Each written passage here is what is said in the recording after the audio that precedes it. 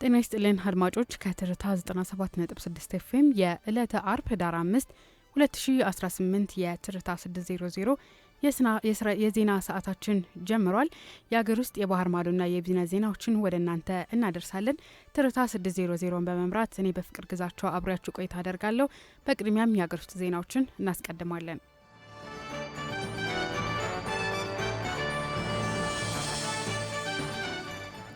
የኢትዮጵያ ሀገራዊ ምክክር ኮሚሽን ዋና ኮሚሽነር ፕሮፌሰር መስፍን አርአያ በሀገራዊ ምክክር ሂደቱ አብዛኞቹ የፖለቲካ ፓርቲዎች ተሳትፎ አድርገዋል አሉ። ኮሚሽኑ ከፖለቲካ ፓርቲዎች ጋር ለ2 ቀናት የሚቆይ የምክክር መድረክ እያካሄደ ይገኛል። በመድረኩ ለዘመናት የቆዩ ልዩነቶችና የፖለቲካ ሀሳቦች ላይ ጥልቅና ግልጽ ውይይት ያደርጋል ተብሎም ይጠበቃል። ፕሮፌሰር መስፍን አርአያ በመድረኩ እንዳሉት ኮሚሽኑ እያከናወነ በሚገኘው የምክክር ሂደት ላይ የተለያዩ የፖለቲካ ፓርቲዎች ንቁ ተሳትፎ እያደረጉ ነው ብለዋል።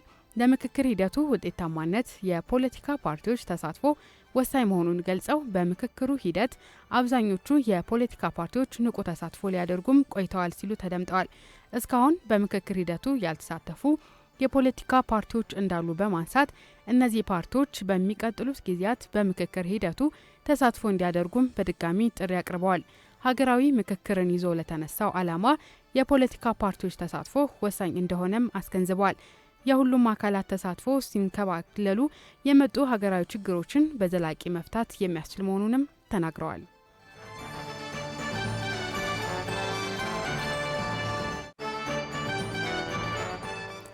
በሊድ መመረዝ አሳሳቢ የሆነ መምጣቱን የጤና ሚኒስቴር አስታወቀ። በዓለም አቀፍ ደረጃ ሆነ በኢትዮጵያ በሊድ መመረዝ አሳሳቢ ጉዳይ እየሆነ መምጣቱን የጤና ሚኒስቴር ዴኤታ ዶክተር ደረጀ ድጉማ ገለጹ። ስለ ሊድ ግንዛቤ ለመፍጠር ያለመው ሁለተኛው ብሔራዊ በሊድ መመረዝን የመከላከል ቀን ተከብሯል። በዚህ ወቅት ዶክተር ደረጀ በዓለም አቀፍ ደረጃም ሆነ በኢትዮጵያ በሊድ መመረዝ አሳሳቢ ጉዳይ እየሆነ መጥቷል ሲሉ ተደምጠዋል።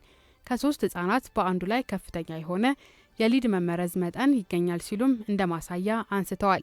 ይህ አስደንጋጭ በመሆኑ በትኩረት መስራት ይጠይቃል ያሉት ሚኒስቴር ዴኤታው ሊድ በተለያዩ ስፍራዎች ላይ የሚገኝ ቢሆንም በስፋት ውሃ ላይ እንዲሁም በዕለት መገልገያ ቁሶች ላይም ይገኛል ነው ያሉት። እንደ ዶክተር ደረጀ ገለጻ በዓለም አቀፍ ደረጃ ከሚከሰተው ሞት ውስጥ 23 በመቶ የሚሆነው ከአካባቢ ብክለት ጋር ተያይዞ የሚከሰት ነው ብለዋል። የውሃ ብክለትና ቆሻሻን በአግባቡ ካለማስወገድ የሚመጣ ነው ሲሉም ተደምጠዋል።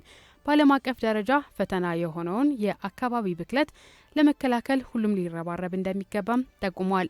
በኢትዮጵያ ከግብርና ወደ ኢንዱስትሪ በሚደረገው ሽግግር ኬሚካሎችን የመጠቀምና የማምረት ፍላጎት እያደገ መጥቷል ሲሉም ተደምጠዋል። የከፍተኛ ጥንቃቄ የሚሻ መሆኑንም አስገንዝበዋል። በሊድ መመረዝ ምክንያት አእምሮ እድገት ውስንነት፣ የአእምሮ ነርቭ ጉዳት፣ የደም ማነስ፣ የመጸነስ ችግር፣ የኩላሊት ጉዳት እንዲሁም የመራቢያ አካላት ላይ ጉዳት የሚያደርስ ነው ብሏል። ዶክተር ደረጀ አክለውም ጉዳቱ ቀላል ተደርጎ የሚወሰድ አይደለም። ለዚህም የቆሻሻ አወጋገድ ስርዓትን ማሻሻል፣ የስራ ቦታ ደህንነትን ማስጠበቅ ይገባል ነው ያሉት። ሊድ በተፈጥሮ የሚገኝ መርዛማ ብረት አይነት ሲሆን የዓለም የጤና ድርጅት እንደ ኤሮፓውያን አቆጣጠር በ2021 ጥናት መሰረት በዓለም አቀፍ ደረጃ በየአመቱ 1.5 ሚሊዮን ሰዎች በላይ በሊድ መመረዝ ይሞታሉ ሲልም ጥናቱ አካቷል። እንዲሁም በአፍሪካ ደረጃ በየአመቱ ከ55 ሚሊዮን በላይ ሰዎች በሊድ መመረዝ የሚጠቁ ሲሆን በኢትዮጵያ ከ3 ህጻናት አንዱ በሊድ መመረዝ እንደሚጠቃም ጥናቶች ያመላክታሉ።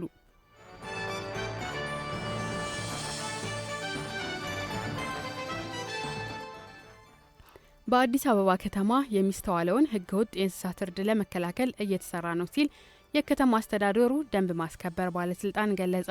በከተማዋ እየተባባሰ በመጣው ህገወጥ እርድ የስጋና የእንስሳት ዝውውር ላይ ያተኮረ ውይይት እየተካሄደ ይገኛል።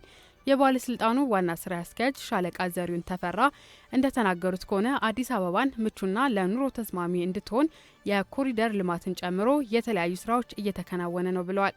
የመዲናዋን ልማትና ውበት ለማጠናከርም በተለያዩ ዘርፎች የሚስተዋሉ ህገወጥ ተግባራትን ለመከላከል እየተሰራ መሆኑንም አንስተዋል። በህገወጥ እርድ፣ መሬት ወረራ፣ ህገወጥ ንግድ፣ አዋኪ ተግባራት፣ ህገወጥ ማስታወቂያና በሌሎች የደንብ ጥሰቶች ላይ አስፈላጊውን ቁጥጥር እየተደረገ መሆኑንም ጠቅሰዋል። አዲስ አበባ የኮንፈረንስና የቱሪስት ማዕከል ከመሆኗ ጋር ተያይዞ ለእንግዶች ደረጃውን የጠበቀ እርድ ማከናወን እንደሚገባም አመላክተዋል። የአዲስ አበባ ቄራዎች ድርጅት ዋና ዳይሬክተር አለሙ ሙሉነህ ደሳለኝ በበኩላቸው ጤንነቱ የተጠበቀ አስተማማኝ የእርድ አገልግሎት ለመስጠት በቁርጠኝነት እየተሰራ ነው ብለዋል። ይሁን እንጂ በከተማ አስተዳደሩ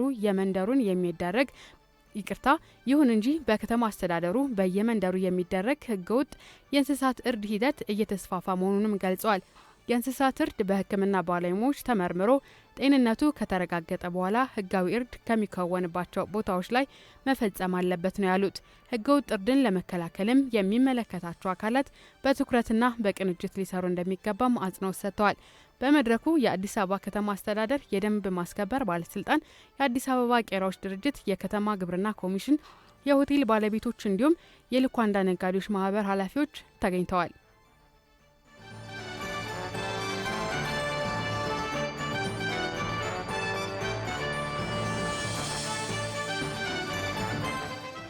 ከትርታ 97.6 ኤፍኤም የዕለተ አርብ ህዳር 5 የትርታ 600 ዜናዎችን እያደመጣችሁ ትገኛላችሁ። አሁን ደግሞ በዝርዝር ወደምንመለከተው ዜና እናልፋለን። በዛሬው ጉዳያችን ልናነሳ የወደድ ነው ቀደም ሲል ያነሳው ነው። በተለይም ደግሞ ከአካባቢ ብክለት ጋር ተያይዞ የተለያዩ ቅሬታዎች ይነሳሉ። ይህንንም በማስመልከት ከሚመለከተው የቢሮ አካላት ጋር ቆይታን አድርገን ነበር።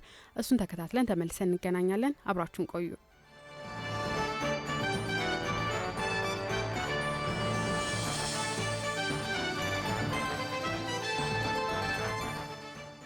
በአዲስ አበባ ከተማ አልፎ አልፎ የሚስተዋለውን የአካባቢ ብክለት ወይም በቱቦዎች አለመደፈን ምክንያት የሚከሰቱ በሽታዎች ከቅርብ ጊዜ ወዲህ ቅሬታዎችን ሲያስነሱ ይደመጣሉ። ዳዊት ወልዴ በአዲስ አበባ አካባቢ ጥበቃ ባለስልጣን የአካባቢ ብክለት ክትትልና ቁጥጥር ባለሙያ ናቸው። አጠቃላይ በከተማ እየተሰሩ ስለሚገኙ የወንዝ ዳር ጽዳትና ልማቶች ለትርታ የገለጹ ሲሆን አጠቃላይ እስካሁን የነበረውን የልማት ስራዎችን አስታውሰው ተናግረዋል። ከዚህም ባሻገር እንደ ተቋም በወጡ አዋጆች መሰረት ሕግ ማስከበርና የመከታተል ስራዎች ከሚመለከታቸው አካላት ጋር በመሆን እየሰራ እንደሚገኝም ገልጸው ይህንንም ስራቸውን አጠናክረው እንደሚቀጥሉ ተናግረዋል። የአዲስ አበባ ወንዞች ልማትና ብክለት መከላከል ደንብ ቁጥር 180/2017 መሰረት በማድረግ የብክለት የመከላከል ስራዎችንና የመቆጣጠር ስራዎችን ነው እየሰራን ያለነው። ከዚህ ጋር በተገናኘ 3 ተቋማቶች አብረን እንሰራለን። አንደኛው የከተማ ውበትና አረንጓዴ ልማት ቢሮ ነው። ሁለተኛ የአካባቢ ጥበቃ ባለስልጣን አለ። ሶስተኛ ደግሞ የደንብ ማስከበር ባለስልጣን አለ። ከዚህ አንጻር ሶስታችንም ሶስቱም ተቋማቶች ማለት ነው የተለያየ ኃላፊነቶች አስቀምጠዋል ደንቡ ላይ። ከዚህም ጋር በተገናኘ የኮሪደር ልማቶችንና ብክለት መከላከል ስራዎችን ከወንዞች ጋር በተገናኘ ማለት ነው እነዚህን የመቆጣጠርና እንደ አስፈላጊነቱ ደግሞ የህግ ማስከበር ስራዎችን እየሰራ ነው የምንገኘው። በወንዞች ልማት የተሰሩ የለሙ አካባቢዎች አሉና እነሱን የብክለት መከላከል ስራዎችን አሁን ላይ በተለይ በዘመቻ መልክም የተሰሩ ስለሆነ ከዚህ አንጻር እንደ አካባቢ ጥበቃ ባለስልጣን የተገናኙ መስመሮችን የማቋረጥ ብክለት የሚያደርሱ ተቋማቶችን ደግሞ የማስቆምና የማስጠየቅ በብክለት ደንቡ መሰረት ማለት ነው እንደዚህ አይነት ስራዎችን እየሰራን ያለነው አሁን ሳለ። ከዛ ባለፈ ደንብ ማስከበር ባለስልጣን ጋር በባለሙያዎች ጋር እና ኦፊሰሮች ጋር አብረን እየሰራን ያለንበት ሁኔታ ነው ያለው። አሁን ላይ ወደ ወንዝ የተገናኙ ቱቦዎች ሊኖሩ ይችላሉ፣ የተለያዩ መስመሮች ሊኖሩ ይችላሉና አሁን ላይ የከተማ አስተዳደሩ እየሰራበት ያለው ነገር ምንድን ነው? እነዚህን ቱቦዎች የማቋረጥ ሴፍቲ ታንክ የሌላቸው ሴፍቲ ታንክ እንዲገነቡ የማስደረግ የሞላባቸውም ካሉ ደግሞ ወቅቱን የጠበቀ የማስመጠጥ እና ሌሎችም ኢንዱስትሪዎችም ደግሞ ፍሳሻቸውን አጣርተው ወደ ወንዝ የሚለቁበት ሁኔታ ማመቻቸት፣ ያንንም ደግሞ ዲስቻርጅ ፐርሚት የተጣራ ፍሳሽ ልቀት ፍቃድን ከአካባቢ ጥበቃ እንዲያገኙ የማድረግ የማመቻቸት ስራዎችን እየሰራ ነው ያለ ነው። ማንኛውም ተቋም ወይም ደግሞ ግለሰብ ያልተጣራ ፍሳሽን ወደ ወንዝ መልቀቅ አይችልም ይላል ደንቡ ላይ እና ያንን የማስከበር ስራዎችን እየሰራ ነው ያለ ነው። ነገር ግን አሁንም የተገናኙ መስመሮች ይታያሉ በየቦታው። ያንን ደግሞ የማቋረጥ ስራዎችን እየሰራን ነው። ጠዋትም ማታም እየተሰራበት ያለበት አመራሩ ጭምር ማለት ነው። አሁን ላይ እንደዛ እያደረግን ያለ ነው። እንደዚህ አይነት ጥቆማዎችም ሲደርሱን በአስቸኳይ እርምጃዎችን የመውሰድና የማቋረጥ ስራዎች እየሰራን ያለ ነው።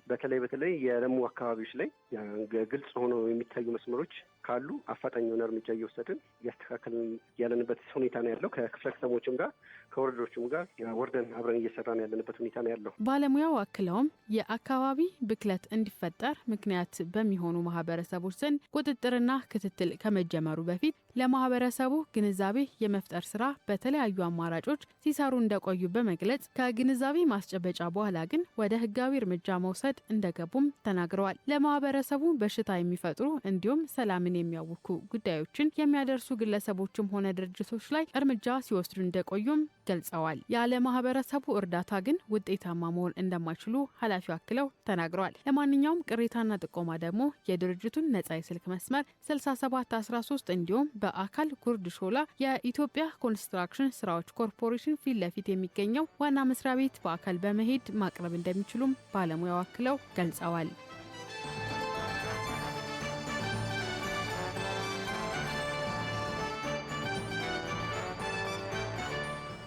አድማጮች በዝርዝር ከተመለከትነው ዜና ተመልሰናል። አሁን ደግሞ ወደ ባህር ማዶ ዜናዎች እናልፋለን። በቅድሚያም የአፍሪካ ዜናዎች እናስቀድማለን።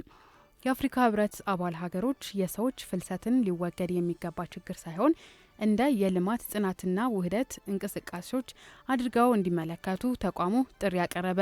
የአፍሪካ ህብረት ይህንን ጥሪ ያቀረበው ትላንት በአዲስ አበባ በተካሄደውና በአፍሪካ ፍልሰትን እንደገና ማጤንና ሰብአዊ ርህራሄን መቅረጽ በሚል መሪ ቃል በተደረገ ስብሰባ ላይ ነው።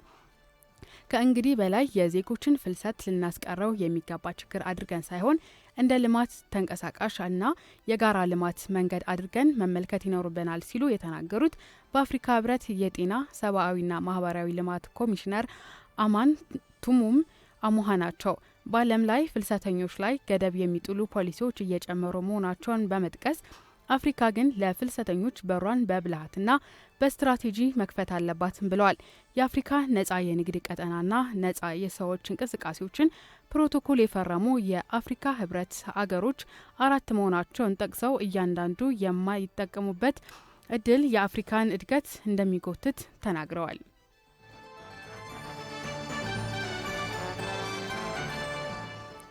ቦትስዋና ኢንቨስትመንት ለሚያደርጉ የውጭ ሀገር ዜጎች ዜግነት ለመስጠት ተዘጋጅታለች። $75,000 እስከ $90,000 ኢንቨስት ለሚያደርጉ የውጭ ሀገር ዜጎች ዜግነት የሚያገኙ መሆኑን ተናግረዋል። ዜግነት በኢንቨስትመንት የሚለውን የቦትስዋና አዲሱ መርሃ ግብር በመጪው የፈረንጆቹ 2026 ዓመት ይጀመራል ተብሏል። የቦትስዋና መንግስት ይህንን መርሃ ግብር ለመተግበር ያቀደው የሀገሪቱ ኢኮኖሚ ከአልማዝ ኢንዱስትሪ ባሻገር ሌሎች የልማት ዘርፎችም እንዲኖሩት በማሰብ መሆኑን ኮንዴ ናስት ትራቨል የድረገጽ አስነብቧል። ይህ መርሃ ግብር ለሀገሮች ውስጥ ኮታ ያለውን ሲሆን $75,000 ኢንቨስት በማድረግ ዜግነት ማግኘት በጣም ቀላልና ተመጣጣኝ ዋጋ እንደሆነም ተናግሯል።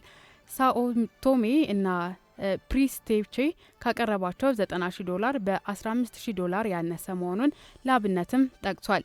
ከ75,000 እስከ $90,000 ኢንቨስት ለሚያደርጉ የውጭ ሀገር ዜጎች የቦትስዋና ዜግነት የሚያገኙ ሲሆን የትዳር አጋሮቻቸው ወይም ከ18 ዓመት በታች ለሆኑ ልጆች ዜግነት ከፈለጉ ለእያንዳንዳቸው ተጨማሪ $10,000 እንደሚያስከፍሉም ጠቅሷል።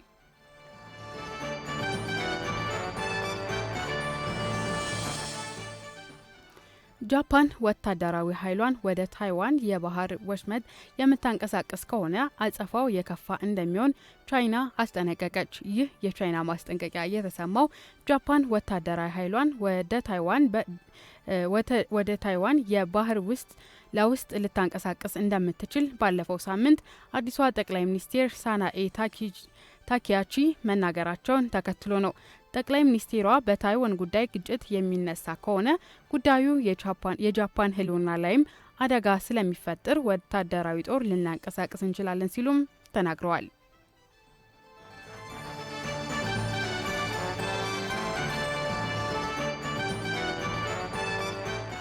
በመጨረሻም ዩክሬናውያን ወደ ጀርመን ከመሰደድ ይልቅ ሀገራቸውን ማገልገል ይኖርባቸዋል ሲሉ የጀርመን ቻንስለር ፍሬድሪክ ተናገሩ። ይህንን ለፕሬዚዳንት ቮሎዲሚር ዜሌንስኪ ማሳወቃቸውን የገለጹት ቮሎዲሚር ዜሌንስኪ ጋር በነበረው የስልክ ውይይት በተለይ የዩክሬን ወጣቶች ጥገኝነትን ፍለጋ ወደ ጀርመን እንዳይመጡ ይልቁንም ሀገራቸው እንዲያገለግሉም ጠይቃለሁ ያሉት ሜርዝ እዚያ ነው መሆኑ የሚገባቸው ሲሉም እየበዛ የመጣው የዩክሬናውያን ስደተኞች ጉዳይ እጅጉን እንዳሳሰባቸው አስረድተዋል።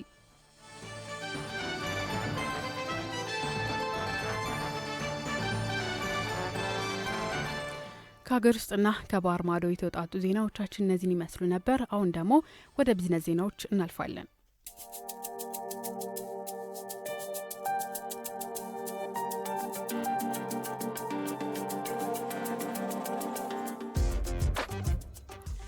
ምክትል ጠቅላይ ሚኒስትር ተመስገን ጥሩነህ አራተኛውን የማዕድንና ቴክኖሎጂ ኤክስፖ በአዲስ ኢንተርናሽናል ኮንቬንሽን ማዕከል አስጀምረዋል። ምክትል ጠቅላይ ሚኒስትር በዚህ ወቅት እንዳሉት ኤክስፖ የመንግስት የስራ ኃላፊዎች ከዘርፉ አልሚዎች እንዲሁም ተመራማሪዎች ከነጋዴዎች ጋር ትስስር እንዲፈጥሩም ያስችላል ብለዋል። በገጸ ምድርና በከርሰ ምድር የሚገኝ በርካታ የበለጸገ ማዕድን ያላት ኢትዮጵያ የነበራትን ሀብት በሚገባ ሳትጠቀም መቆየቷንም አንስተዋል። አሁን ላይ ግን የዘርፉን ስብራት በሚጠግን መልኩ በአግባቡ ጥቅም ላይ ለማዋል በትኩረት እየሰራ እንደሚገኝም አመላክቷል። መንግስት ለማዕድን ዘርፉ ከፍተኛ ትኩረት ሰጥቶ እየሰራ መሆኑን ጠቁመው ከአምስቱ የኢኮኖሚ ምሰሶች መካከል አንዱ የማዕድን ምሰሶ መሆኑንም አብራርተዋል። ለአብነትም ኢትዮጵያ በቅርቡ በ10 ቢሊዮን ዶላር የጀመረቻቸው የተፈጥሮ ጋዝ ፋብሪካ፣ የነዳጅ ማጣሪያና የማዳበሪያ ፋብሪካ ግንባታዎችን ጠቅሰዋል። ኤክስፖ ከህዳር 4 እስከ 7 ቀን 2018 የሚቆይ ሲሆን በዚህም የዘርፉ አምራቾችና አቅራቢዎች፣ የቴክኖሎጂ አምራቾችና አቅራቢዎች ተገናኝተው ምርትና አገልግሎታቸውን የሚያስተዋውቁ ይሆናል።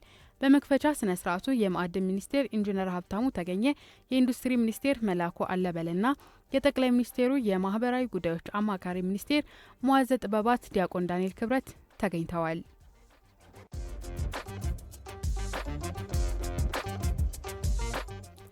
የብሔር ብሔረሰቦችና ህዝቦች ቀን መከበር የህዝቦችን ትስስር ለማጎልበት፣ የኢንቨስትመንት እንቅስቃሴን ለማሳደግ፣ የቱሪዝም መሰረተ ልማቶችን ለማልማትና ለማስተዋወቅም የጎላ አስተዋጽኦ እንዳለው የማዕከላዊ ኢትዮጵያ ክልል ርዕሰ መስተዳድር ዶክተር እንዳሻው ጣሰው ገለጹ።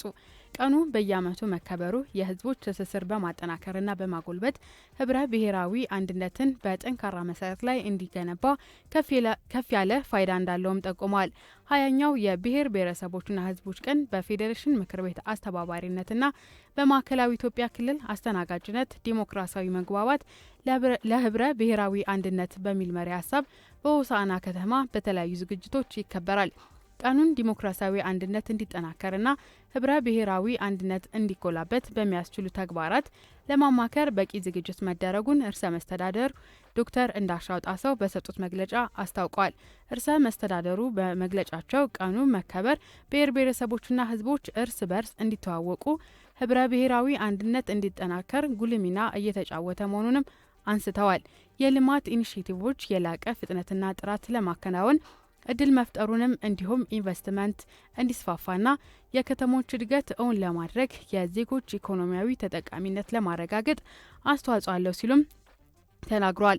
በዓሉ በክልሉ የሚገኙ ታሪካዊ፣ ተፈጥሯዊና ሰው ሰራሽ የሚዳሰሱና የማይዳሰሱ የቱሪስት መዳረሻዎችን፣ ጸጋዎችንና የኢንቨስትመንት አማራጮችን ለማስተዋወቅ ትልቅ እድል እንደሚፈጥርም ጠቁሟል።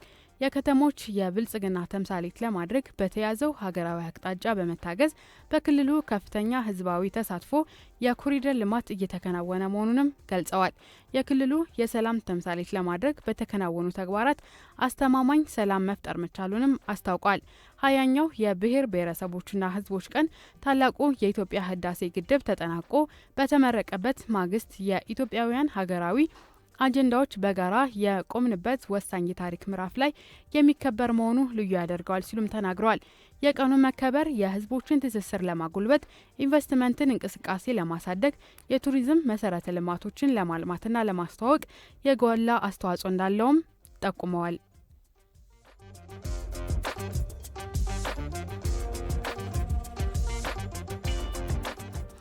አድማጮች እስካሁን የተከታተላችኋቸው ደግሞ የቢዝነስ ዜናዎቻችን ነበሩ።